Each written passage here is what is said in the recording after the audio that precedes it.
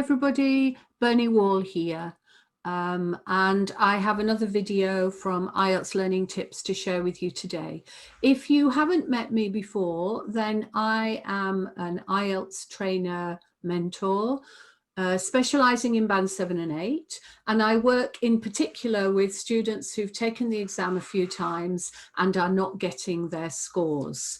So if you're interested in finding out about whether my courses and work would be suitable for you, then I'm always happy to hear from you. And you can email me or sign up to my website, IELTSlearningtips.com, or my Facebook group, IELTS Band 7 and 8 Success and Strategies. And you can send me a message there and I'll tell you how we can speak about your IELTS and see if there's a way that I can support you in that. So in my last video, I was talking about how to have a daily program where you are just doing a minimum of sort of 15-20 minutes. And I want to go on a bit more about nurturing your English skills and your IELTS skills today, because it's really important that you have some consistency in this. And the best way of improving language skills and consistency is to do your practice regularly and often. So as ever, I have a slideshow to share with you. Now the slideshow is now adding subtitles, which might be useful. However, sometimes they can be a little strange, so I apologize in advance if they are, and I can't really do much about it, but hopefully you will be able to work out what it's trying to tell you. So nurturing your English language and IELTS skills. And I think this is about planting and growing skills. Now, I don't know if you know, but one of my big hobbies is gardening. And I've just started, because this is a job that my husband and I do this time of year, planting bulbs. And yesterday we planted quite a lot of daffodil bulbs. And next month, later in this month, because we're already November, later in November, we're going to be planting tulip bulbs, and we generally plant around 1,500 to 2,000 tulip bulbs, and then probably about 500 other types of bulbs. And when we plant these, of course, we have no idea what the result is going to be. And we have to keep these, they stay underground for 3 months or more until next spring. And next spring, we'll find out if it was worth the effort and the money to buy the bulbs, and whether all of our hard work has been rewarded. So I just wanted to share with you, first of all, a picture of my garden earlier this year. So this was in the spring. And these are the results. These are all the tulips, and there are a few daffodils there as well. So these were the results of our planting last year. And I hope that you agree with me that the efforts in November when we did this were very worthwhile. And there's my little dog Artie as well, enjoying the sunshine. So the point I'm trying to make about this is that when you sow seeds and plant bulbs, you have no idea really what the outcome is going to be, but you trust that it's going to happen. You trust that it's going to be beneficial and that the rewards are going to be worth the effort. And I wanted to sort of relay that to IELTS really, and English language training. And inclines and plateau, this is the way language works.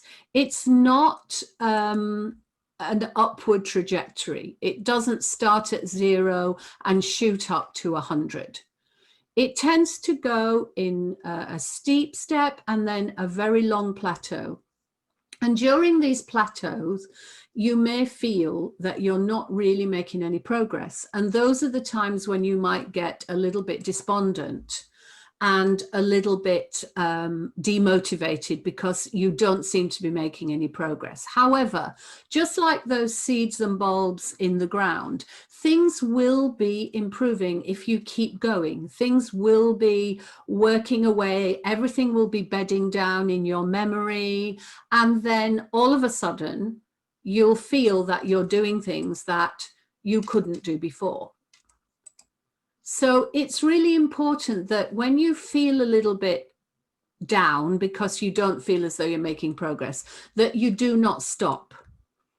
It can be frustrating, you may feel fed up, but it's important to keep going, because if you keep going, if you have patience and you persevere, just like my bulb planting, which happens 3-4 months before we see the flowers, you have to trust that there's going to be an improvement, or you're going to go to the next level. And this will all be happening even without you realizing. But then all of a sudden, things will fall into place. And I find with the students I work with, what happens is they accuse me of sending them an easy test. Now, I don't think any of the tests are easy in particular. Sometimes they might seem difficult. It could be because you don't know some of the vocabulary, or because the questions are tricky. But an easy test really means that you've probably made a breakthrough. And generally with my students, when there is a breakthrough, the test seems easier. So they always tell me I've given them a test that was easy.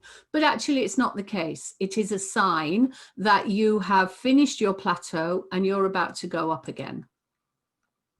And then you can feel on top of something. Sorry, that should be top without S. So you feel that you've mastered that, but then something else will make you stop again and you will plateau again. And if you realize that that's the way that language learning works, then hopefully you'll know that this is the bedding in time, and soon things will start to move. And then once you get on top of something and you can suddenly do something, or your scores have gone from 25 to 30 or 32 or 33, then it feels quite exciting, because you feel as though you're achieving the goal that you set out to achieve. You need time for this to happen, and you need regular practice. You've got to keep going. The reason IELTS is only valid for 2 years is because if you don't use your English over 2 years, you will lose a lot of it. It will be somewhere in your memory, but it won't be so easy to access, and you'll have to study again and practice again to get it back into your active memory. The more you focus, the more you'll get a good result. So this regular practice, being patient, is really important. Small, frequent breakthroughs will eventually lead you to the score you need to get your band. But it will not happen overnight. You'll have to be patient. But if you do keep going, then I can promise you that it will happen. But you have to practice regularly, and it has to be consistent. Okay, so that was really just trying to encourage you to keep going. And I've seen many, many students reach their band, and I'm sure that you will too. So that's all I wanted to say. Please, if you want to connect with me, join my my website or my Facebook group, and you should have links for both of those below the video. And if you want to talk about your IELTS, then just send me a message or an email, and we can fix up a time to do that. Okay, thank you, and I'll see you on the next video.